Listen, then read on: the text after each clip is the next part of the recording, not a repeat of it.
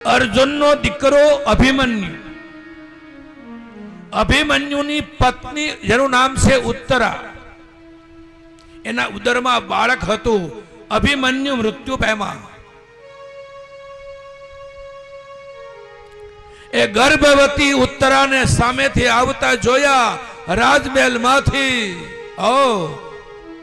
આ પાંડવ કુળનો એક ઓર કુલદીપક, હજી વંશ જન્મ લેવાનો છે. કાલ સવારે બાળક જન્મે એને ખબર પડે કે અમારા 5 પૂર્વજોને તલવારના ઝાટકાથી મારી નાખ્યા અશ્વત્થામાએ. આ બાળક મને જીવતો ન છોડે. મોટો થયા પછી લાવ એને મારી નાખો. આને બ્રહ્માસ્ત્ર ચડાવ્યું પાછું. અદ્ભુત કથાઓ છે, અદ્ભુત કથાઓ છે. એ બ્રહ્માસ્ત્ર ને ઉત્તરા તરફ ફેંક્યું.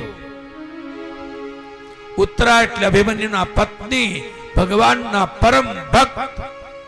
પાહિ પાહિ મહા યોગિન દેવ દેવ જગતપતે નાન્યં તદ્ભયં પશ્યે યત્ર મૃત્યુ પર.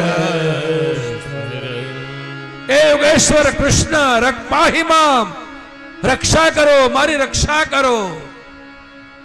એ સમયે ભગવાન કૃષ્ણ એક નાનું એવું સ્વરૂપ લઈ ઉત્તરાના ગર્ભમાં પ્રવેશ કરે. એના ઉદરમાં બાળક જેનું નામ પરીક્ષિત પડવાનું છે. ભાગવતજીનો સાચો શ્રોતા પરીક્ષિત રાજા ઉત્તરાના ગર્ભમાં છે.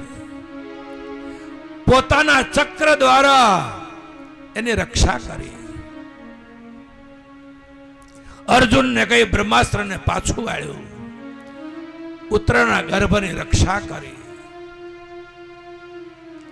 અહીં મહાભારતમાં કૃષ્ણની ભૂમિકા પૂર્ણ થાય છે.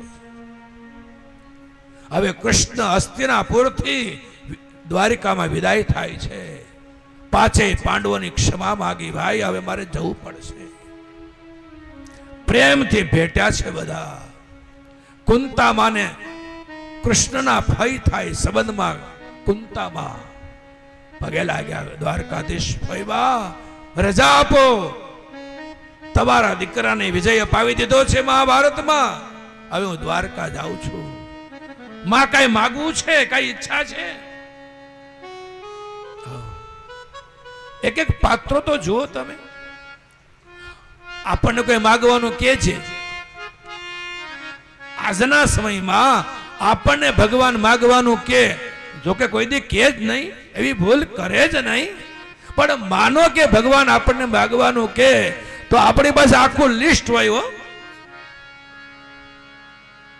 આજે કૃષ્ણએ કુંતા માને કીધું, માં કઈ માગવું છે?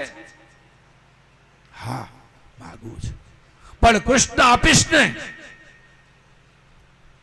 હા માં, જે માગશો તે આપીશ. જોજો ફરી નહીં જતો. અરે ભાઈ માંગો તો સહી. અને કુંતા માએ માગ્યું, હે કૃષ્ણ, આ દુનિયાના જેટલા પણ દુઃખ હોય ને બધા મને આપી દે. આ દુનિયાના જેટલા દુઃખ હોય બધા મને આપી દે. એક ક્ષણ માટે તો ભગવાન પણ ધ્રુજી ગયા. માં દુઃખ માગો છો? હા મને ખબર છે, કાલ મારા દીકરાઓ સુખમાં આવશે ને તને ભૂલી જશે. દુઃખ હશે ને તો સતત અમે તને યાદ કરશું. એવા